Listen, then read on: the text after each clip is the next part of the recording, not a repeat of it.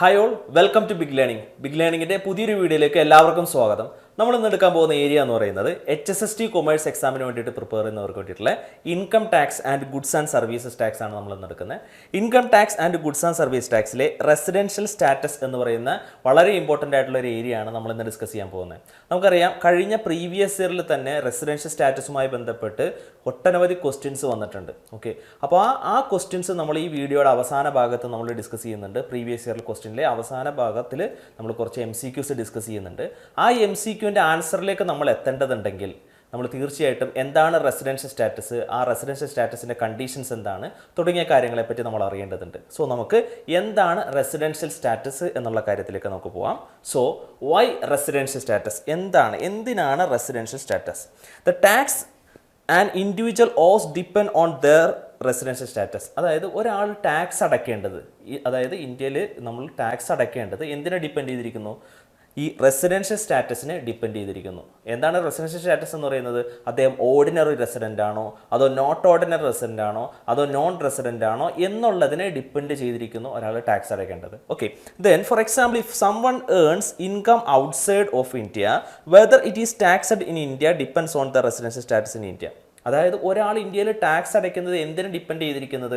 അദ്ദേഹത്തിൻ്റെ residential സ്റ്റാറ്റസിനെ depend ചെയ്തിരിക്കുന്നത്. So for example, if someone earns income outside India, ഒരാൾക്ക് income വിദേശ രാജ്യത്ത് നിന്ന് കിട്ടി. ഫോർ എക്സാമ്പിൾ, എനിക്ക് വിദേശ രാജ്യത്ത് നിന്ന്, അമേരിക്കയിൽ നിന്നോ അല്ലെങ്കിൽ മറ്റേതെങ്കിലും വിദേശ രാജ്യത്ത് നിന്നോ ഇൻകം ഏൺ ചെയ്തു. Okay, whether it is taxed in India, അത് ആ വരുമാനത്തുമേൽ, വിദേശ രാജ്യത്ത് നിന്ന് ഇന്ത്യയിലുള്ള എനിക്ക് കിട്ടിയ വരുമാനത്തുമേൽ ഞാൻ ഇന്ത്യയിൽ ടാക്സ് അടയ്ക്കുന്നത് എന്തിനെ ഡിപ്പെൻഡ് ചെയ്തിരിക്കുന്നു?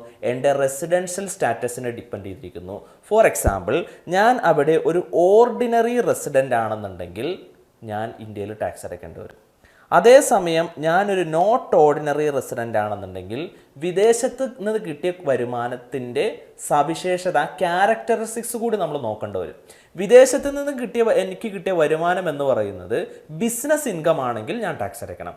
അതല്ലാത്ത വേറെ ഏതെങ്കിലും ഇൻകം ആണ് എനിക്ക് കിട്ടിയതെങ്കിലോ, ഞാനൊരു നോട്ട് ഓർഡിനറി റെസിഡൻ്റ് ആണെങ്കിൽ ഞാൻ ടാക്സ് അടയ്ക്കേണ്ടതായിട്ട് വരില്ല.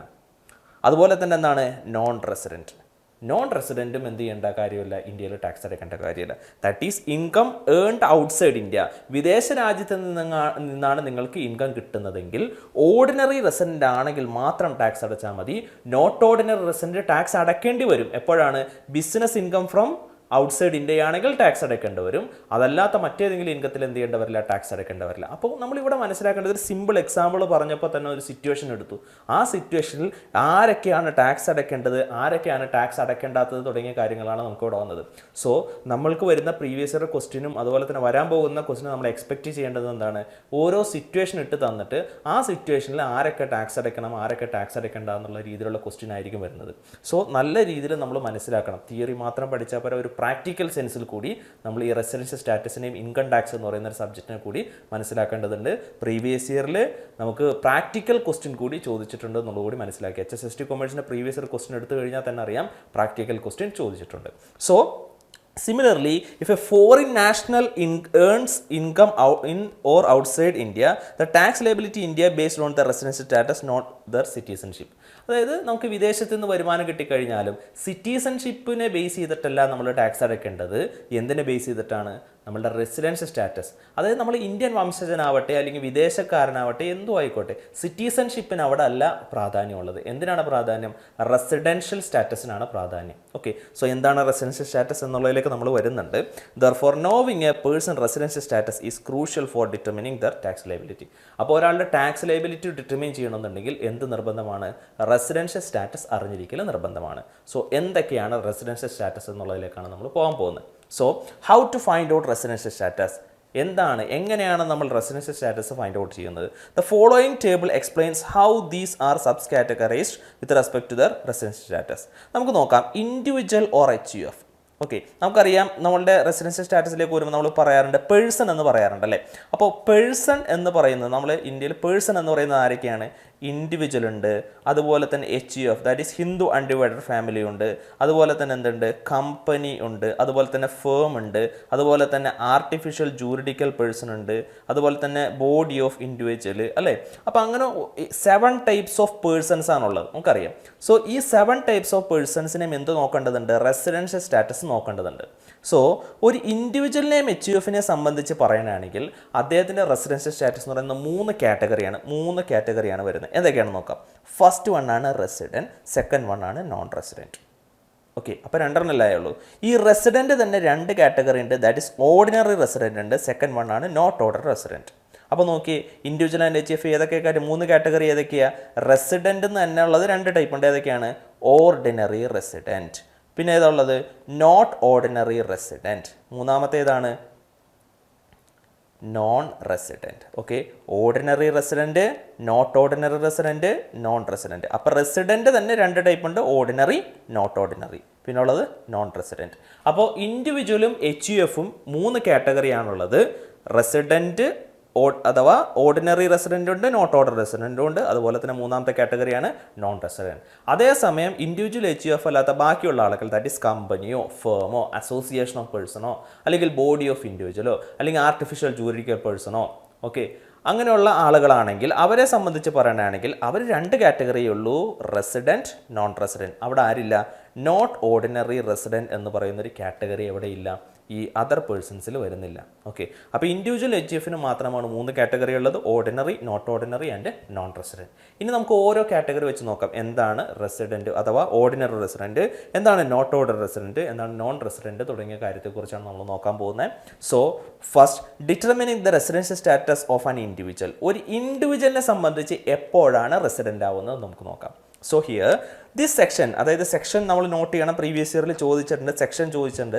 അത് ഇൻകം ഫ്രം ഹൗസ് പ്രോപ്പർട്ടിയുമായി ബന്ധപ്പെട്ടുള്ള സെക്ഷനാണ് ചോദിച്ചത് പ്രീവിയസ് ഇയറിൽ. അപ്പോൾ ആ ഏരിയ എന്നല്ലാതെ വേറെ ഏരിയയിൽ നിന്ന് നമുക്ക് സെക്ഷൻസ് നമുക്ക് ചോദിക്കാൻ ചാൻസ് ഉണ്ട്. സോ സെക്ഷൻ തീർച്ചയായിട്ടും പഠിച്ചിരിക്കേണ്ട ഒരു ഏരിയ ആണ്. സെക്ഷൻ 6 സബ്സെക്ഷൻ 1 പറയാണ്, this section applies to individuals. If an individual is to qualify as a resident of India, he has to fulfill at least one of the following 2 conditions. So ഞാനിവിടെ കൊടുത്തിരിക്കുന്ന 2 conditions ഉണ്ട്. ഈ 2 കണ്ടീഷൻസിനെ വിളിക്കുന്ന പേരാണെന്ത്? Basic condition എന്ന് വിളിക്കും. Okay, അപ്പോൾ ഈ 2 condition ഏതൊക്കെയാണ്? ബേസിക് കണ്ടീഷനാണ്.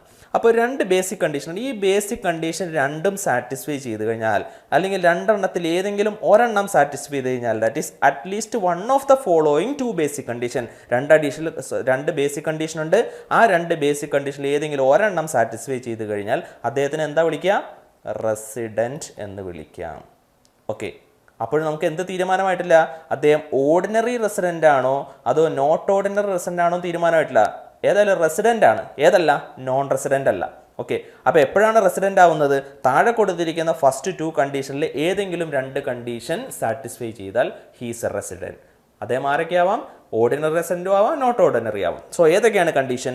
He's in India in the previous year for a period of 182 days or more. കഴിഞ്ഞ പ്രീവിയസ് ഇയറിൽ ഇന്ത്യയിൽ എത്ര ദിവസം വേണം? 182 ദിവസമോ അതിൽ കൂടുതലോ വേണം. നമുക്കറിയാം അസസ്മെൻറ്റ് ഇയർ പറയാം, പ്രീവിയസ് ഇയർ പറയാം. അസസ്മെൻറ്റ് ഇയർ എന്ന് പറഞ്ഞാൽ ഇപ്പോൾ കറണ്ട് ഇയർ ആണ്. ഇതിന് തൊട്ട് മുമ്പുള്ള വർഷത്തിനെയാണ് എന്ത് വിളിക്കുന്നത്? പ്രീവിയസ് ഇയർ എന്ന് വിളിക്കുന്നത്. ഓക്കെ, അപ്പോൾ നമ്മളെ സംബന്ധിച്ച് ഇപ്പോഴത്തെ അസസ്മെൻറ്റ് ഇയർ ഏതാണ്? 2024-25 ആണ് അസസ്മെൻറ്റ് ഇയർ. 2023-24 ആണെന്ന് നമ്മളെ സംബന്ധിച്ച് പ്രീവിയസ് ഇയർ എന്ന് പറയുന്നത്. അപ്പോൾ നമ്മുടെ പ്രീവിയസ് ഇയറിൽ 182 ദിവസമോ അതിൽ കൂടുതലോ ഇന്ത്യയിൽ ഞാനുണ്ടെങ്കിൽ ഞാൻ എന്ത് സാറ്റിസ്ഫൈ ചെയ്തു? ഒരു ബേസിക് കണ്ടീഷൻ സാറ്റിസ്ഫൈ ചെയ്തു. ഫസ്റ്റ് ബേസിക് കണ്ടീഷൻ സാറ്റിസ്ഫൈ ചെയ്തു. So I M A resident. ഞാൻ റെസിഡൻ്റ് ആണ്. ഏതെങ്കിലും ഒരു ബേസിക് കണ്ടീഷൻ സാറ്റിസ്ഫൈ ചെയ്താൽ മതി. ഇനി ഒന്നാമത്തെ ബേസിക് കണ്ടീഷൻ ഞാൻ സാറ്റിസ്ഫൈ ചെയ്തില്ല എങ്കിൽ രണ്ടാമത്തെ കണ്ടീഷൻ സാറ്റിസ്ഫൈ ചെയ്താലും ഞാൻ ആരാവും? റെസിഡൻ്റ് ആവും. എന്താണ് രണ്ടാമത്തെ basic condition? He's in India for A period of 60 days or more during the previous years and 365 days or more during the 4 years immediately preceding the previous year. അതായത് previous ഇയറിന് തൊട്ട് മുമ്പുള്ള 4 വർഷം. അപ്പോൾ പ്രീവിയസ് ഇയർ ഏതാണ്? 2023-24. അതിന് മുമ്പുള്ള 4 വർഷം ഏതാണ്? 2022-23, 2021-22, 2020-21, 2019-2020. അതായത് പ്രീവിയസ് ഇയറിന് മുമ്പുള്ള ഈ 4 വർഷത്തിൽ ഞാൻ ഇന്ത്യയിൽ എത്ര ദിവസം വേണം? He's in India for a period of 60 days or more during the previous year and 365 days or more in 4 years immediately preceding the previous year. That is 365 ദിവസം. പ്രീവിയസ് ഇയറിന് തൊട്ട് മുമ്പുള്ള 4 വർഷത്തിൽ 365 ദിവസം ഇന്ത്യയിൽ വേണം. അതുപോലെ തന്നെ പ്രീവിയസ് ഇയറിലോ 2023-24 പ്രീവിയസ് ഇയറിൽ എത്ര ദിവസം വേണം? 60 ദിവസമോ അതിലധികമോ ഉണ്ടാവണം. സോ ഞാൻ ആ 182 ഡേയ്സിനുള്ള ഫസ്റ്റ് ബേസിക് കണ്ടീഷൻ സാറ്റിസ്ഫൈ ചെയ്തില്ലെങ്കിൽ ഞാൻ ഏത് സാറ്റിസ്ഫൈ ചെയ്താലും മതി, സെക്കൻഡ് ബേസിക് കണ്ടീഷൻ സാറ്റിസ്ഫൈ ചെയ്താലും മതി, ഞാൻ ആരാവും? റെസിഡൻ്റ് ആവും. അപ്പോൾ who is A resident? Basic കണ്ടീഷനിൽ ഏതെങ്കിലും ഒരെണ്ണം സാറ്റിസ്ഫൈ ചെയ്താൽ അല്ലെങ്കിൽ രണ്ടും സാറ്റിസ്ഫൈ ചെയ്താലും ആരാണ്? റെസിഡൻ്റ് ആണ്. ആരൊക്കെയാവാം? ഓർഡിനറി റെസിഡൻ്റ് ആവാം, അതുപോലെ തന്നെ നോട്ട് ഓർഡിനറി റെസിഡൻ്റ് ആവാം. ഓക്കെ, ദെൻ ഇതിൽ ചെറിയൊരു ഭേദഗതി വന്നിട്ടുണ്ട്, അമെൻമെൻറ്റ് വന്നിട്ടുണ്ട്. അപ്പോൾ നമ്മളിവിടെ പറഞ്ഞല്ലോ, ബേസിക് കണ്ടീഷനിൽ പറഞ്ഞല്ലോ 182 ഡേയ്സ് എന്നുള്ളൊരു കണ്ടീഷൻ പറഞ്ഞല്ലോ. ആ 182 ഡേയ്സിലൊരു ഭേദഗതി വന്നിട്ടുണ്ട്. വിത്ത് ഇഫ് ഫ്രം 2020-21 2020-2021 വന്നൊരു ഭേദഗതിയാണ്. The period of stay of 182 days has been reduce to 120 days. അതായത് നമ്മൾ നേരത്തെ പഠിച്ച 182 ഡേയ്സ് ഉണ്ടല്ലോ, ആ 182 ഡേയ്സ് എന്നുള്ളത് 120 ഡേയ്സ് ആയിട്ട് ചുരുക്കിയിട്ടുണ്ട്. ഓക്കെ, എല്ലാവർക്കും അല്ല, ചെറിയ ആളുകൾക്ക് മാത്രമാണ് 120 days. In case of a person whose income other than from foreign sources is more than 15 lakh. അതായത് എനിക്ക് ഫോർ എക്സാമ്പിൾ ഞാനൊരു 160 ദിവസമേ ഇന്ത്യയിൽ ഉണ്ടായുള്ളൂ. ഏത്? പ്രീവിയസ് ഇയറിൽ ഞാൻ 160 ദിവസം മാത്രം ഇന്ത്യയിൽ. എനിക്ക് ഇന്ത്യയിൽ നിന്ന് 15 lakh, that is income other than from foreign sources is more than. Other than from foreign source എന്ന് വെച്ചാൽ എന്താ? വിദേശത്തു നിന്നല്ലാതെ സോഴ്സ്, ദാറ്റ് ഈസ് ഇന്ത്യയിൽ നിന്ന് എനിക്ക് എത്രയുണ്ട്?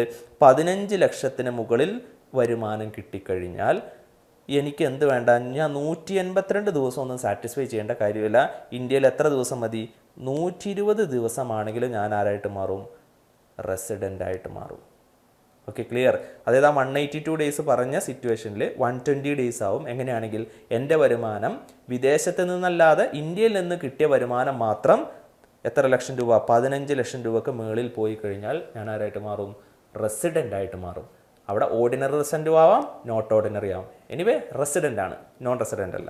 ഓക്കെ, സോ അതാണ് നമുക്ക് ഇവിടെ പറയാനുള്ളത്. In other words, if the income in India does not exceed 15 lakh, the limit of 182 days will be applicable. Okay, then a citizen of India or a person of Indian origin who comes to visit into India, stay more than 120 days but less than 182 will be considered as resident but not order resident for the year. Okay, ഇപ്പോൾ നമ്മൾ പറഞ്ഞ point തന്നെയാണ് ഇവിടെ repeat ചെയ്യുന്നത്. Okay, then ഇപ്പോൾ നമ്മൾ പഠിച്ചത് ഏതാ? ബേസിക് കണ്ടീഷനാണ് പഠിച്ചത്. Then second one is additional കണ്ടീഷൻസിലേക്കാണ് നമ്മൾ പോകാൻ പോകുന്നത്. ബേസിക് കണ്ടീഷൻ എന്ന് പറയുന്നത് സെക്ഷൻ 6 സബ്സെക്ഷൻ 1 പഠിച്ചിരിക്കുക. അഡീഷണൽ കണ്ടീഷൻ സെക്ഷൻ 6 സബ്സെക്ഷൻ 6 ആണ്. Determining if a resident is ordinary resident. അതായത് ഇപ്പോൾ നമ്മൾ പറഞ്ഞു റെസിഡൻ്റ് ആണെന്ന് പറഞ്ഞു, നമുക്കിനി അറിയേണ്ടതാണ് എന്താണ്? ഓർഡിനറി റെസിഡൻ്റ് ആണോ അതോ നോട്ട് ഓർഡിനറി റെസിഡൻ്റ് ആണോ എന്നാണ് അറിയേണ്ടത്. അത് നിർണ്ണയിക്കാൻ വേണ്ടിയിട്ടുള്ള ഒരു മാർഗ്ഗമാണ് താഴെ കൊടുത്തിരിക്കുന്ന ഈ രണ്ട് കണ്ടീഷൻ. ഈ കണ്ടീഷനെ വിളിക്കുന്ന പേരാണെന്ത്? Additional condition. ഇത് കണ്ടീഷനാണ് additional condition. So this section applies to individuals. ഇത് ഇൻഡിവിജ്വൽസിന് അപ്ലൈ ആയിട്ടുള്ള സെക്ഷനാണ്. If an individual is to qualify as an ordinary resident of India. അതായത് ഒരു ഇൻഡിവിജ്വൽ ഓർഡിനറി റെസിഡൻ്റ് ആണെന്ന് വിചാരിക്കാം. Okay, if an individual is to qualify as an order resident of India, അദ്ദേഹം order resident ആയിട്ട് qualify ചെയ്യണമെന്നുണ്ടെങ്കിൽ he has to fulfil both of the following two condition. താഴെ കൊടുത്തിരിക്കുന്ന 1, 2 ഈ 2 അഡീഷണൽ കണ്ടീഷൻസും ഇദ്ദേഹം സാറ്റിസ്ഫൈ ചെയ്യണം. എന്നാലാണ് അദ്ദേഹത്തിന് എന്ത് വിളിക്കാൻ പറ്റുള്ളൂ? ഓർഡിനറി റെസിഡൻറ്റ് എന്ന് വിളിക്കാൻ പറ്റുള്ളൂ. റെസിഡൻ്റ് ആണ്, ഓർഡിനറി റെസിഡൻറ്റ് എന്ന് വിളിക്കണമെങ്കിൽ അഡീഷണൽ കണ്ടീഷൻസ് രണ്ടും സാറ്റിസ്ഫൈ ചെയ്തിരിക്കണം. എന്തൊക്കെയാണ് additional conditions? He has been resident in India in at least 2 out of 10 previous years immediately preceding the relevant previous year. നമ്മളുടെ പ്രീവിയസ് ഇയർ ഏതാണ്? നമ്മളുടെ പ്രീവിയസ് ഇയർ 2023-24 ആണ്. Previous ഇയറിന് തൊട്ട് മുമ്പുള്ള വർഷം. He has been resident in India at least 2 out of 10 previous year എന്ന് വെച്ചാൽ 2023-24 തൊട്ട് മുമ്പുള്ള വർഷങ്ങൾ ഏതൊക്കെയാണ്? 2022-23, അതുപോലെ തന്നെ 2021-22, അങ്ങനെ തുടങ്ങിയുള്ള 10 വർഷങ്ങളുണ്ടല്ലോ. ആ 10 വർഷത്തിൽ ഏതെങ്കിലും ഒരു 2 വർഷം, ഫോർ എക്സാമ്പിൾ ഇപ്പോൾ 2020-21, ഓക്കെ, അപ്പോൾ പ്രീവിയസ് ഇയറിന് മുമ്പുള്ള ഒരു 10 വർഷം നമ്മൾ നോക്കുക. ആ 10 വർഷത്തിൽ 2021-22 2020-21 ഈ 2 വർഷത്തിൽ അദ്ദേഹം എന്താണ്? ഹീ ഈസ് എ റെസിഡൻ്റ് ആണെന്ന് വിചാരിക്കാം. ഓക്കെ, അപ്പോൾ 2020-21 21-22 20-21 അദ്ദേഹം എന്താണ്? റെസിഡൻ്റ് ആണ്. ഓക്കെ, എപ്പോഴാണ് റെസിഡൻ്റ് ആവുന്നത്? ബേസിക് കണ്ടീഷൻ സാറ്റിസ്ഫൈ ചെയ്ത് കഴിഞ്ഞാൽ. അപ്പോൾ ഞാൻ 2021-22 20-21 ഏതെങ്കിലും ഒരു ബേസിക് കണ്ടീഷൻ സാറ്റിസ്ഫൈ ചെയ്ത് കഴിഞ്ഞാൽ ഐ എം എ റെസിഡൻറ്റ്. ഞാൻ ആരാണ്? റെസിഡൻ്റ് ആണ്.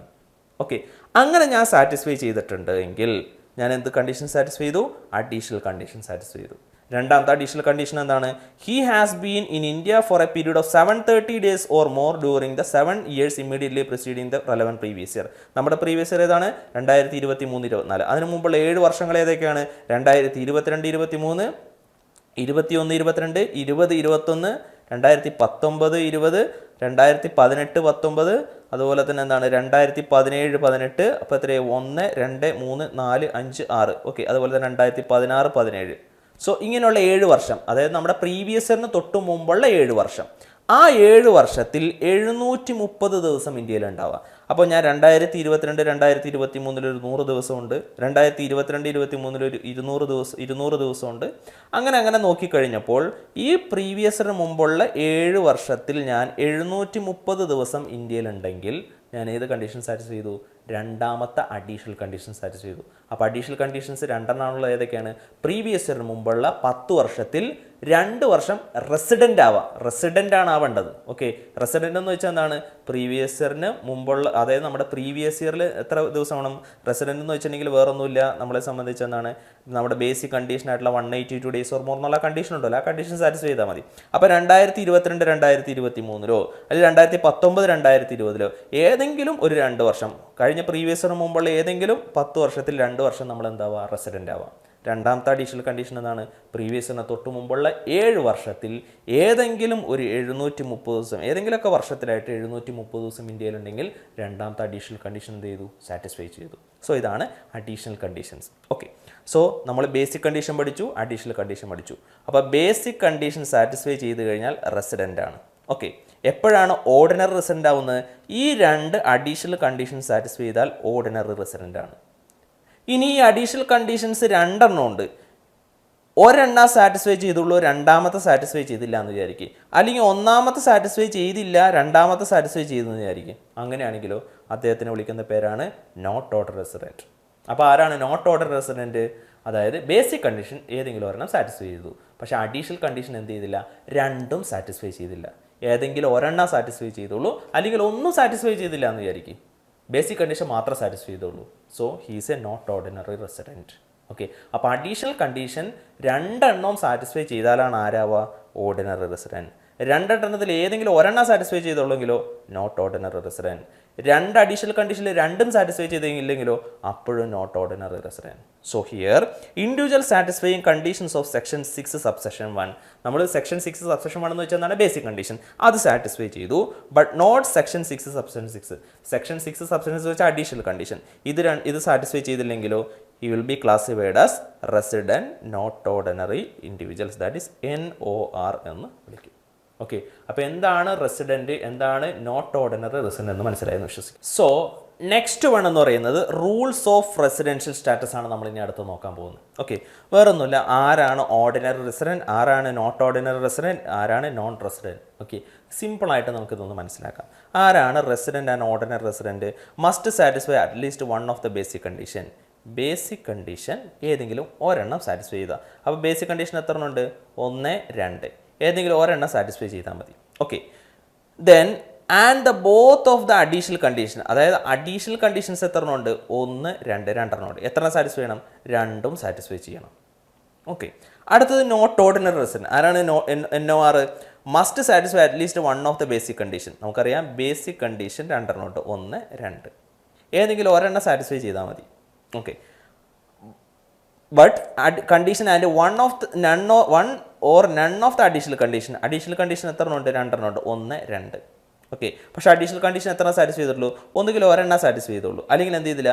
ഒന്നും സാറ്റിസ്ഫൈ ചെയ്തില്ല എന്ന് വിചാരിക്കും. പക്ഷേ ബേസിക് കണ്ടീഷൻ ഏതെങ്കിലും ഒരെണ്ണം എന്ത് ചെയ്ത് സാറ്റിസ്ഫൈ ചെയ്തിട്ടുണ്ട്, ഒന്നുകിൽ ഒന്നാമത്തെയോ അല്ലെങ്കിൽ രണ്ടാമത്തെ സാറ്റിസ്ഫൈ ചെയ്തിട്ടുണ്ട്. സോ അദ്ദേഹത്തിന് എന്ത് വിളിക്കുന്നു? Not ordinary resident. അതായത് ഒരു ബേസിക് കണ്ടീഷനും അല്ലെങ്കിൽ 2 ബേസിക് കണ്ടീഷനും, പക്ഷേ അഡീഷണൽ കണ്ടീഷൻസ് ഒന്നും തന്നെ സാറ്റിസ്ഫൈ ചെയ്തില്ല, അല്ലെങ്കിൽ ഒരെണ്ണം സാറ്റിസ്ഫൈ ചെയ്തുള്ളെങ്കിൽ എന്താണ്? Not ordinary resident. അപ്പോൾ ഓർഡിനറി റെസിഡൻറ്റ് ആവണമെങ്കിൽ എന്ത് ചെയ്യണം? അഡീഷണൽ കണ്ടീഷൻസ് 2ഉം സാറ്റിസ്ഫൈ ചെയ്തിരിക്കണം. Then who is non resident? ആരാണ് നോൺ റെസിഡൻറ്റ്? ബേസിക് കണ്ടീഷൻ 2 ഉണ്ട്, 1, 2. ഈ 2 ബേസിക് കണ്ടീഷനിൽ ഒന്നും സാറ്റിസ്ഫൈ ചെയ്തില്ലെങ്കിൽ അദ്ദേഹത്തിന് വിളിക്കുന്നതാണ് നോൺ റെസിഡൻറ്റ്. അദ്ദേഹം എന്ത് ചെയ്തിട്ടുണ്ടോ, നമ്മളുടെ ഈ സംബന്ധിച്ച് അഡീഷണൽ കണ്ടീഷൻ സാറ്റിസ്ഫൈ ചെയ്തിട്ടുണ്ടോ എന്ന് നോക്കുന്നത് ഇറലവൻ്റ് ആണ്, അത് നോക്കേണ്ട കാര്യമില്ല. ബേസിക് കണ്ടീഷൻ സാറ്റിസ്ഫൈ ചെയ്തിട്ടില്ലേ അദ്ദേഹത്തിന് വിളിക്കും നോൺ റെസിഡൻറ്റ് എന്ന് പറയും. ദെൻ നെക്സ്റ്റ് അടുത്തത് ഇൻസിഡൻസ് ഓഫ് ടാക്സിലേക്കാണ് നമ്മൾ പോകാൻ പോകുന്നത്. ടാക്സിൻ്റെ ഇൻസിഡൻസിനെ കുറിച്ചാണ് നമ്മൾ പറയാൻ പോകുന്നത്. സോ ഇൻസിഡൻസ് ഓഫ് ടാക്സിൽ ആരാണ് ടാക്സ് അടയ്ക്കേണ്ടത് എന്നുള്ളതാണ്. ഓക്കെ, അപ്പോൾ നമ്മളെ സംബന്ധിച്ച് ഓർഡിനറി റെസിഡൻ്റ് ഉണ്ട്, നോട്ട് ഓർഡിനറി റെസിഡൻ്റ് ഉണ്ട്, നോൺ റെസിഡൻ്റ് ഉണ്ട് അല്ലേ. അപ്പോൾ income received or deemed to be received in India whether earned in India or elsewhere. നിങ്ങൾ ആദ്യം മനസ്സിലാക്കേണ്ട ഒരു കാര്യം, നിങ്ങൾക്ക് എവിടെ നിന്ന് വരുമാനം കിട്ടട്ടെ, അതായത് income received or deemed to be received in India, നിങ്ങൾ ആ പണം സ്വീകരിച്ചത് ഇന്ത്യയിൽ വച്ചാണെങ്കിൽ that is income received or deemed to be received, നിങ്ങൾ റിസീവ് ചെയ്യാൻ പോകുന്നത് എവിടെ നിന്നാണ്, ഇന്ത്യയിലാണ് റിസീവ് ചെയ്യുന്നതെങ്കിൽ, അപ്പം നിങ്ങൾക്ക് കിട്ടിയ ഇൻകത്തുമേലും കിട്ടാൻ പോകുന്ന ഇൻകത്തുമേലും അത് റിസീവ് ചെയ്യുന്നത് ഇന്ത്യയിൽ അല്ലെങ്കിൽ റിസീവ് ചെയ്യാൻ പോകുന്നത് ഇന്ത്യയിൽ വച്ചിട്ടാണെങ്കിൽ നിങ്ങൾ എന്ത് ചെയ്യേണ്ടി വരും, ഓർഡിനറി റെസിഡൻ്റ് ആണെങ്കിലും ടാക്സ് അടയ്ക്കേണ്ടി വരും, നോട്ട് ഓർഡിനറി റെസിഡൻ്റ് ആണെങ്കിലും ടാക്സ് അടയ്ക്കേണ്ടി വരും, നോൺ റെസിഡൻ്റ് ആണെങ്കിലും ടാക്സ് അടയ്ക്കേണ്ടി വരും. വേറെ സിമ്പിൾ ലോജിക്കാണ്. ഇന്ത്യയിൽ നിന്ന് കിട്ടുന്ന വരുമാനമാണെങ്കിൽ അല്ലെങ്കിൽ ഇന്ത്യയിൽ വെച്ചാണ് റിസീവ് ചെയ്യുന്നതെങ്കിൽ എല്ലാവരും ടാക്സ് അടച്ചേ പറ്റുള്ളൂ.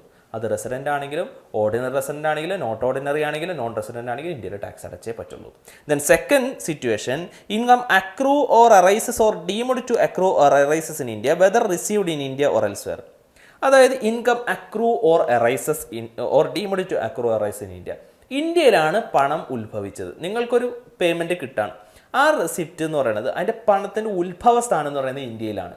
പക്ഷെ അത് റിസീവ് ചെയ്തത് ഇന്ത്യയിലല്ല, റിസീവ് ചെയ്തത് വിദേശ രാജ്യത്തോ അല്ലെങ്കിൽ വേറെ എവിടെ വച്ചാണെന്ന് വിചാരിച്ചോ, ഇൻകത്തിൻ്റെ ഉറവിടം എവിടെയാണ്, ഇന്ത്യയിൽ നിന്നാണെങ്കിൽ. ദാറ്റ് ഈസ് ഫോർ എക്സാമ്പിൾ ഒരു സിറ്റുവേഷൻ പറഞ്ഞുതരാം. നിങ്ങളൊരു ഇന്ത്യയിലെ ഗവൺമെൻറ് എംപ്ലോയി ആയിട്ട് ഒരു അധ്യാപകനായിട്ട് ഇപ്പോൾ HSST ഒക്കെ ചെയ്യണമല്ലോ, HSST ഒക്കെ കഴിഞ്ഞതിന് ശേഷം നിങ്ങൾ എന്ത് ചെയ്തു, ഒരു കോളേജിലെ അധ്യാപകനായിട്ട് അല്ലെങ്കിൽ അധ്യാപികയായിട്ട് ജോലിയിൽ പ്രവേശിച്ചു. ഒരു 3-4 വർഷം ജോലി ചെയ്ത് കഴിഞ്ഞതിന് ശേഷം ഒരു വർഷത്തെ ലീവിന് എടുത്തിട്ട് നിങ്ങൾ എന്ത് ചെയ്യണതാണ്, നിങ്ങൾ വിദേശ രാജ്യത്ത് മകളുടെ കൂടെ അല്ലെങ്കിൽ മകൻ്റെ കൂടെ കാനഡയിലോ അല്ലെങ്കിൽ അമേരിക്കയിലോ പോവാണ്. ഈ സമയത്ത് ചിലപ്പോൾ നിങ്ങൾക്ക് ലീവ് സാലറി ചിലപ്പോൾ കിട്ടിയേക്കാം. ആ ലീവ് സാലറി എന്ന് പറയുന്നത് ഇതിൻ്റെ ഉത്ഭവസ്ഥാനം എവിടെ നിന്നാണ്, ഇന്ത്യയിൽ നിന്നാണ്. പക്ഷേ ആ പൈസ റിസീവ് ചെയ്യുന്നത് ചിലപ്പോൾ എവിടെ വെച്ചായിരിക്കാം, അമേരിക്കയിലോ കാനഡയിലോ ഇരിക്കുമ്പോഴായിരിക്കാം. So that is income accrue or arises or deemed to accrue arises in India. പണത്തിൻ്റെ ഉത്ഭവസ്ഥാനം എവിടെ നിന്നാണ്, ഇന്ത്യയിൽ നിന്നാണ്. സോ നിങ്ങൾ ഓർഡിനറി റെസിഡൻ്റ് ആണെങ്കിലും ടാക്സ് അടയ്ക്കണം, നോട്ട് ഓർഡിനറി റെസിഡൻ്റ് ആണെങ്കിലും ടാക്സ് അടയ്ക്കണം, നോൺ റെസിഡൻ്റ് ആണെങ്കിലും ടാക്സ് അടയ്ക്കണം. ഓക്കെ, അപ്പോൾ നിങ്ങളുടെ റെസിഡൻഷ്യൽ സ്റ്റാറ്റസ് അവിടെ ഇറലവൻ്റ് ആണ്. ഇന്ത്യയിൽ നിന്നാണോ വരുമാനം, ഇന്ത്യയിൽ നിന്ന് ഉത്ഭവിച്ച വരുമാനത്തിന്മേൽ എല്ലാവരും ടാക്സ് അടച്ചേ പറ്റുള്ളൂ. ഫോർ എക്സാമ്പിൾ, ഒരു വിദേശി വന്നിട്ട് ഇന്ത്യയിൽ വന്നിട്ട് ഒരു ഷിപ്പിംഗ് ബിസിനസ് നടത്തി. അപ്പോൾ ഷിപ്പിങ്ങിൽ വന്നിട്ട് നമ്മുടെ ഇവളുടെ ഒരു കേരളത്തിൽ ഏതെങ്കിലും ഒരു വിഴിഞ്ഞം തുറമുഖത്തോ അവിടെ എവിടെയെങ്കിലും വന്നിട്ട് കുറച്ച് സാധനങ്ങൾ വന്നിട്ട് ഇമ്പോർട്ട് ചെയ്തു. അതേ ഷിപ്പിൽ തന്നെ അദ്ദേഹം മടങ്ങിപ്പോയി. അദ്ദേഹത്തിന് ആ വിഴിഞ്ഞം തുറമുഖത്തു നിന്ന് ഒരു വരുമാനം കിട്ടിക്കഴിഞ്ഞാൽ ഇൻകം ഏൺഡ് ഫ്രം ഇന്ത്യയാണ്, അല്ലെങ്കിൽ income accrue or arises from ഇന്ത്യയാണ്. ആ വരുമാനത്തിന്മേൽ അദ്ദേഹം എന്ത് ചെയ്തേ പറ്റുള്ളൂ, ഇന്ത്യയിൽ ടാക്സ് അടച്ചേ പറ്റുള്ളൂ. ഓക്കെ, സോ ഹിയർ എല്ലാവരും ടാക്സ് അടയ്ക്കണം. വരുമാനത്തിൻ്റെ ഉത്ഭവസ്ഥാനം ഇന്ത്യയിലാണെങ്കിൽ എല്ലാവരും ടാക്സ് അടയ്ക്കേണ്ടി വരും. Then third condition, income which accrue or rises outside India and received outside India from A business control from India. നിങ്ങൾക്ക് വിദേശത്ത് കാനഡയിലോ അമേരിക്കയിലോ വേറെ ഏതെങ്കിലും വിദേശ രാജ്യത്തോ ജർമ്മനിയിലോ എവിടെയെങ്കിലുമൊക്കെ ബിസിനസ് ഉണ്ട്, അല്ലെങ്കിൽ ദുബായിലൊക്കെ ബിസിനസ് ഉണ്ട്. Okay, so income which accrue or arises outside India and received outside India, ആ പൈസ സ്വീകരിച്ചത് എവിടെ വെച്ചാണ്, അമേരിക്കയിലോ അല്ലെങ്കിൽ അതാത് രാജ്യത്ത് വെച്ചിട്ടാണ്. പക്ഷേ നിങ്ങൾ ഓർഡിനറി റെസിഡൻ്റ് ആണെങ്കിൽ ടാക്സ് അടയ്ക്കേണ്ടി വരും. ദാറ്റ് ഈസ് നിങ്ങളിവിടെ ഇന്ത്യയിൽ നിന്നിട്ട് ദുബായിൽ ബിസിനസ് നടത്തി, നിങ്ങൾ ഓർഡിനറി റെസിഡൻ്റ് ആണോ, ഇന്ത്യയിൽ ടാക്സ് അടയ്ക്കണം. ഓക്കെ, കാരണം എന്തുകൊണ്ടാണ്, നിങ്ങൾ ഈ ഓർഡിനറി റെസിഡൻ്റ് എന്ന് വെച്ചിട്ടുണ്ടെങ്കിൽ ഈ ഭൂരിഭാഗം സമയത്തും എവിടെയായിരിക്കും നിങ്ങൾ താമസിക്കുന്നത്, ഇന്ത്യയിലാണ് താമസിക്കുന്നത്. സോ ഇന്ത്യയിലെ വളക്കൂറും മണ്ണും ഉപയോഗിച്ച് ഇവിടുത്തെ ഇൻഫ്രാസ്ട്രക്ചർ ഉപയോഗിച്ചിട്ടാണ് നിങ്ങൾ എന്ത് ചെയ്യുന്നത്, അമേരിക്കയിലോ കാനഡയിലോ അല്ലെങ്കിൽ ഈ പറയപ്പെടുന്ന ദുബായിലോ മറ്റുള്ള ഗൾഫ് കൺട്രീസിലോ ബിസിനസ് നടത്തുന്നത്. സോ ആ വരുമാനത്തിന് എവിടെ ടാക്സ് അടയ്ക്കേണ്ടി വരും, ഇന്ത്യയിൽ ടാക്സ് അടയ്ക്കേണ്ടി വരും. ഓക്കെ, അതേസമയം നിങ്ങൾ നോൺ റെസിഡൻ്റ് ആണെങ്കിലോ ടാക്സ് അടയ്ക്കേണ്ട. ഓക്കെ, നോൺ റെസിഡൻ്റ് എന്ന് വെച്ചാൽ ഇന്ത്യയിലില്ല, ഫുൾ ടൈം എവിടെയാണ്, ഗൾഫ് കൺട്രീസിലാണ്. സോ നിങ്ങൾ ടാക്സ് അടയ്ക്കേണ്ട കാര്യമില്ല, കാരണം അവിടെ നിന്ന് ബിസിനസ് നടത്തിയിട്ട് കിട്ടിയ വരുമാനമല്ലേ. സോ ഇവിടെ നിന്ന് ബിസിനസ് നടത്തിയിട്ട് അമേരിക്കയിലോ മറ്റുള്ള വിദേശ രാജ്യത്ത് ബിസിനസ് നടത്തിയിട്ട് വരുമാനം കിട്ടിക്കഴിഞ്ഞാൽ ഇന്ത്യയിൽ ടാക്സ് അടയ്ക്കേണ്ടി വരും. നോൺ റെസിഡൻറ്റും ടാക്സ് അടയ്ക്കേണ്ടി വരും. കാരണം എന്തുകൊണ്ടാണ്, നോൺ റെസിഡൻറ്റും ഏകദേശം ഒരു പകുതിയോളം അല്ലെങ്കിൽ പകുതിയുടെ ഒരു സമാനമായിട്ടുള്ള ഒരു സമയത്ത് ഇന്ത്യയിൽ താമസിക്കുന്ന വ്യക്തിയാണെന്ത്, നോട്ട് ഓർഡിനറി റെസിഡൻറ്റ് എന്ന് പറയുന്നത്. സോ അദ്ദേഹവും എന്ത് ചെയ്യേണ്ടി വരും, ടാക്സ് അടയ്ക്കുന്നത്. അപ്പോൾ നോട്ട് ഓർഡിനറി റെസിഡൻറ്റ് എന്ന് വെച്ചിട്ടുണ്ടെങ്കിൽ എന്താണ്, കഴിഞ്ഞ പ്രീവിയസ് ഇയറിൽ ഇന്ത്യയിലുണ്ട്. കാരണം എന്തുകൊണ്ടാണ്? പ്രീവിയസ് ഇയറിൽ ബേസിക് കണ്ടീഷൻ സാറ്റിസ്ഫൈ ചെയ്തിട്ടുണ്ട്. ബേസിക് കണ്ടീഷൻ എന്താ? 182 ഡേയ്സ് ഓർ മോർ ഇന്ത്യയിലുണ്ടെന്നുള്ളതാണ് അർത്ഥം. ശരിയല്ലേ? അപ്പോൾ ഏതെങ്കിലും ഒരു ബേസിക് കണ്ടീഷൻ അദ്ദേഹം എന്ത് ചെയ്തിട്ടുണ്ട്? സാറ്റിസ്ഫൈ ചെയ്തിട്ടുണ്ട്. സോ പ്രീവിയസ് ഇയറിൽ ഭൂരിഭാഗം സമയം ഇന്ത്യയിലുള്ള വ്യക്തിയാണ്. സോ അദ്ദേഹത്തിന് വിദേശത്ത് നിന്ന് വരുമാനം കിട്ടിക്കഴിഞ്ഞാൽ ബിസിനസ് ഇൻകം ആണെങ്കിലും ടാക്സ് അടക്കേണ്ടി വരും. ഓക്കെ, ദെൻ അടുത്തതാണ് income which accrue or rises outside India from any other source. ഇനി പറയാൻ പോകുന്നത് സെയിം സിറ്റുവേഷൻ തന്നെ, ബിസിനസ് ഇൻകം അല്ല, വേറെ ഏതെങ്കിലും ഇൻകം. ഫോർ എക്സാമ്പിൾ, ഞാൻ എന്ത് ചെയ്തു? വിദേശത്ത് പോയിട്ട് ഞാൻ പോയി ക്ലാസ് എടുത്തു. ഓക്കെ, വിദേശ രാജ്യത്ത് പോയിട്ട് ഒരു ആപ്പിൽ പോയിട്ട് ഞാൻ ക്ലാസ് എടുക്കുകയാണ്. അവിടെ നിന്ന് എനിക്ക് വരുമാനം കിട്ടി. ഞാൻ ഇന്ത്യയിൽ ടാക്സ് അടയ്ക്കണം. കാരണം എന്താ? ഞാൻ ഓർഡിനറി റെസിഡൻ്റ് ആണ്. ഞാനൊരു മാസത്തിൽ ഒരു 1-2 മാസം പോയിട്ട് അവിടെ പോയി ക്ലാസ് എടുക്കുന്നു, വരുമാനം കിട്ടുന്നു, ഞാൻ ഇന്ത്യയിൽ ടാക്സ് അടയ്ക്കണം. ഓക്കെ, ഞാൻ ഓർഡിനറി റെസിഡൻ്റ് ആയതുകൊണ്ട്. കാരണം ഭൂരിഭാഗം സമയവും ഞാൻ ഇന്ത്യയിലുണ്ട്. Then second, not ordinary resident ആണെങ്കിൽ ടാക്സ് അടയ്ക്കേണ്ട കാര്യമില്ല. കാരണം എന്തുകൊണ്ടാണ്? നോട്ട് ഓർഡിനറി റെസിഡൻറ്റ് ബിസിനസ് ഇൻകത്തുമേൽ മാത്രം എന്ത് ചെയ്താൽ മതി? ഇന്ത്യയിൽ ടാക്സ് അടച്ചാൽ, വിദേശത്ത് നിന്ന് ബിസിനസ് ഇൻകത്തുമേൽ മാത്രം ടാക്സ് അടച്ചാൽ മതി. അതർ ഇൻകത്തുമേൽ ടാക്സ് അടയ്ക്കേണ്ട. നോൺ റെസിഡൻറ്റും ടാക്സ് അടയ്ക്കേണ്ട കാര്യമില്ല. The last one, income which accrue or arise outside India and received outside India during the years preceding the previous year and remitted to India during the previous year. നമുക്കറിയാം നമ്മുടെ previous year എന്ന് പറയുന്നത് 2023-24 നിങ്ങൾക്ക് 2022-2023 നിങ്ങൾക്ക് ഒരു വരുമാനം കിട്ടി. ആ വരുമാനത്തിന്മേൽ നിങ്ങൾ എന്ത് ചെയ്തു? ആ വരുമാനം ഇന്ത്യയിലേക്ക് റെമിറ്റ് ചെയ്തത്, കൊണ്ടുവന്നത് എപ്പോഴാണ്? പ്രീവിയസ് ഇയറിലാണ്. അതായത് 2022-23 നിങ്ങൾക്ക് ഒരു വരുമാനം കിട്ടിയത് 2023-24 ഇന്ത്യയിലേക്ക് കൊണ്ടുവരുന്നത്. അങ്ങനെ കൊണ്ടുവരുമ്പോൾ ഇന്ത്യയിൽ ടാക്സ് അടയ്ക്കേണ്ട കാര്യമുണ്ടോ? വേണ്ട. ആരും ടാക്സ് അടയ്ക്കേണ്ട. കാരണം എന്തുകൊണ്ടാണ്? 2022-2023 വരുമാനത്തിന്മേൽ നിങ്ങൾ എന്ത് ചെയ്തിട്ടുണ്ടാവും? 2023-24 അസസ്മെൻറ്റ് ഇയർ ടാക്സ് അടച്ചിട്ടുണ്ടാവും. അടച്ചേ പറ്റുള്ളൂ. ഓക്കെ, അപ്പോൾ ഇതൊരു ട്രിക്കി ആയിട്ടുള്ള ക്വസ്റ്റ്യൻ ആണ്. അപ്പോൾ പ്രീവിയസ് ഇയറിന് തൊട്ട് മുമ്പുള്ള വർഷത്തിലുള്ള വരുമാനം ഇന്ത്യയിലേക്ക് റെമിറ്റ് ചെയ്ത് കഴിഞ്ഞാൽ ഇപ്പോഴത്തെ അസസ്മെൻറ്റ് ഇയറിൽ ടാക്സ് അടയ്ക്കേണ്ട കാര്യമില്ല. പ്രീവിയസ് ഇയറിന് തൊട്ട് മുമ്പുള്ള ഏതെങ്കിലും വർഷത്തെ വരുമാനം നമ്മൾ ഇന്ത്യയിലേക്ക് റെമിറ്റ് ചെയ്ത് കഴിഞ്ഞാൽ നമ്മൾ എന്ത് ചെയ്യേണ്ട കാര്യമില്ല? അസസ്മെൻറ്റ് ഇയറിൽ ടാക്സ് അടയ്ക്കേണ്ട കാര്യമില്ല. കാരണം എന്തുകൊണ്ടാണ്? ഫോർ എക്സാമ്പിൾ 2022-2023 ടാക്സ് എപ്പോൾ അടച്ചിട്ടുണ്ടാവും? 23-24 അടച്ചിട്ടുണ്ടാവും. ഓക്കെ, പിന്നെ നമ്മൾ 24-25 അസസ്മെൻറ്റ് ഇയറിൽ നമ്മൾ ടാക്സ് അടയ്ക്കേണ്ട കാര്യമുണ്ടോ? ഇല്ല. ഫോർ എക്സാമ്പിൾ അനദർ എക്സാമ്പിൾ 2023-24 നമ്മുടെ പ്രീവിയസ് ഇയർ, 2019-2020 ഒരു വരുമാനം നിങ്ങൾ 23-24 ഇന്ത്യയിലേക്ക് കൊണ്ടുവന്നു. 24-25 ഇന്ത്യയിൽ ടാക്സ് അടക്കേണ്ട കാര്യമുണ്ടോ? വേണ്ട. കാരണം എന്താണ്? 2019-2020 വരുമാനത്തിന്മേൽ 2020-21 നിങ്ങൾ ടാക്സ് അടച്ചിട്ടുണ്ടാവും. പിന്നെ ടാക്സ് അടക്കേണ്ട കാര്യമില്ല. സോ ഇതാണ് ഇൻസിഡൻസ് ഓഫ് ടാക്സ് എന്ന് പറയുന്നത്. ഈ ഇൻസിഡൻസ് ഓഫ് ടാക്സുമായി ബന്ധപ്പെട്ടും പ്രീവിയസ് ഇയറിൽ ക്വസ്റ്റ്യൻ വന്നിട്ടുണ്ട്. സോ ഈ HSST കൊമേഴ്സിന് വേണ്ടിയിട്ട് പ്രിപ്പയർ ചെയ്യുന്നവർക്ക് വേണ്ടിയിട്ട് ബിഗ് ലേണിംഗ് നമ്മൾ ഒരു പുതിയ HSST കൊമേഴ്സിൻ്റെ ഒരു ബാച്ച് നിലവിൽ സ്റ്റാർട്ട് ചെയ്തിട്ടുണ്ട്. അപ്പോൾ ഈ ബാച്ചിൻ്റെ പ്രത്യേകത എന്ന് പറയുന്നത് ലൈവ് പ്ലസ് റെക്കോർഡഡ് ക്ലാസ് ആണ്. ലൈവ് ക്ലാസ്സുകളുണ്ട്, അതുപോലെ തന്നെ റെക്കോർഡഡ് ക്ലാസ്സുകൾ കൂടി നമ്മൾ പ്രൊവൈഡ് ചെയ്യുന്നുണ്ട്. പിന്നെ നമുക്ക് പഠനം നമ്മുടെ ലൈവായിട്ടാണ് പഠനം നടത്തുന്നത്. നമ്മൾ ലൈവായിട്ട് പഠിക്കുന്നത് കൊണ്ടുള്ള ഒരു അഡ്വാൻറ്റേജ് എന്ന് പറയുന്നത് നമുക്ക് തീർച്ചയായിട്ടും ആ ഒരു ക്ലാസ്സിൻ്റെ സമയത്ത് തന്നെ നിങ്ങൾക്ക് ഉണ്ടാകുന്ന ഡൗട്ട്സ് എല്ലാം നിങ്ങൾക്ക് ക്ലിയർ ചെയ്യാനായിട്ട് സാധിക്കും. സോ നമ്മളുടെ ഈ ഒരു പ്ലാറ്റ്ഫോമിൻ്റെ ഈ HSST commerce big learning provide ചെയ്യുന്ന ഒരു പ്ലാറ്റ്ഫോമിൻ്റെ പ്രത്യേകത എന്ന് പറയുന്നത് എക്സ്പീരിയൻസ്ഡ് ആയിട്ടുള്ള ഫാക്കൽറ്റീസാണ്.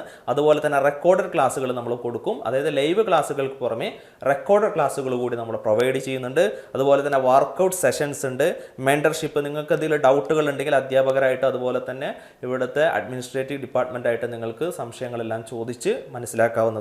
അതുപോലെ തന്നെ പ്രീവിയസ് ഇയർ MCQൻ്റെ ഒരു ഡിസ്കഷൻ പോലുള്ള കാര്യങ്ങളുണ്ടാവും. എല്ലാ ദിവസവും അതിൻ്റെ ഒരു പ്രാക്ടീസ്, ഡെയിലി പ്രാക്ടീസ് നമ്മളിവിടെ പ്രൊവൈഡ് ചെയ്യുന്നുണ്ട്. അതുപോലെ തന്നെ വീഡിയോ ബേസ്ഡ് നോട്ട്സും അതുപോലെ തന്നെ വാട്സാപ്പ് കമ്മ്യൂണിറ്റി ഡിസ്കഷൻ പ്ലാറ്റ്ഫോമുകളെല്ലാം നമ്മൾ പ്രൊവൈഡ് ചെയ്യുന്നുണ്ട്.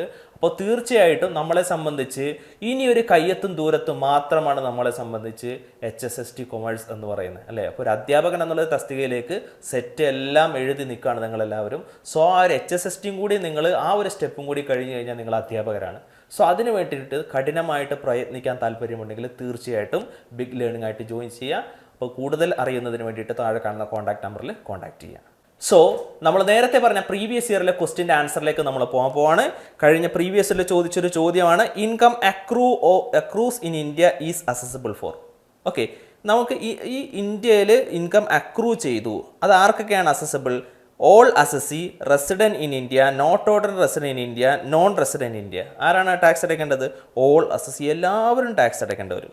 ഇന്ത്യയിലാണോ അക്രൂ ചെയ്ത്, ഇൻകം അറൈസ് ചെയ്തത് ഇന്ത്യയിലാണോ എല്ലാവരും എന്ത് ചെയ്തേ പറ്റുള്ളൂ, ടാക്സ് അടച്ചേ പറ്റുള്ളൂ. നമ്മൾ നേരത്തെ ക്ലാസ്സിൽ പഠിച്ചതാണ്. സോ നെക്സ്റ്റ് അടുത്തൊരു ക്വസ്റ്റ്യനിലേക്ക് നോക്കുകയാണ്.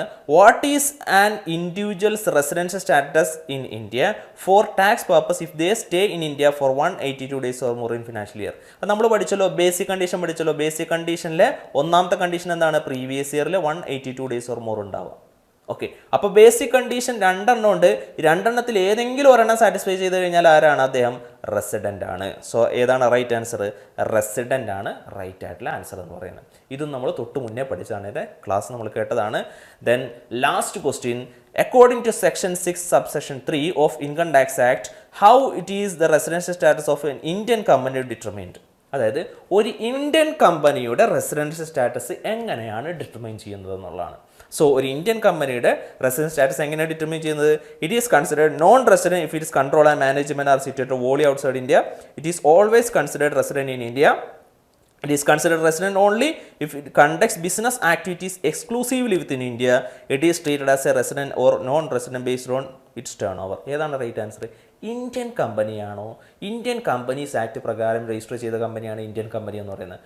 ആ ഇന്ത്യൻ കമ്പനി എന്ന് പറയുന്നത് തീർച്ചയായിട്ടും എന്താണ്? It always considered resident in India. Indian company എപ്പോഴും എന്തായിരിക്കും? റെസിഡൻ്റ് ആയിരിക്കും. ഓക്കെ, അപ്പോൾ നമ്മൾ ഈ ഒരു വീഡിയോയിൽ നമ്മൾ എന്ത് പഠിച്ചിട്ടില്ല? കമ്പനിയുടെ റെസിഡൻഷ്യൽ സ്റ്റാറ്റസിനെ കുറിച്ചും അതുപോലെ തന്നെ HUFൻ്റെ റെസിഡൻഷ്യൽ സ്റ്റാറ്റസിനെ കുറിച്ചും ഡീറ്റെയിൽ ആയിട്ട് നമ്മൾ പഠിച്ചിട്ടില്ല. അപ്പോൾ കൂടുതൽ വീഡിയോ കാണുന്നതിന് വേണ്ടിയിട്ട് തീർച്ചയായിട്ടും HSST കൊമേഴ്സിൻ്റെ ബാച്ചിൽ ജോയിൻ ചെയ്യുക. ഡൗട്ടുകൾ എന്തുണ്ടെങ്കിലും താഴെ കാണുന്ന കോൺടാക്ട് നമ്പറിൽ കോൺടാക്ട് ചെയ്യുക. So thank you.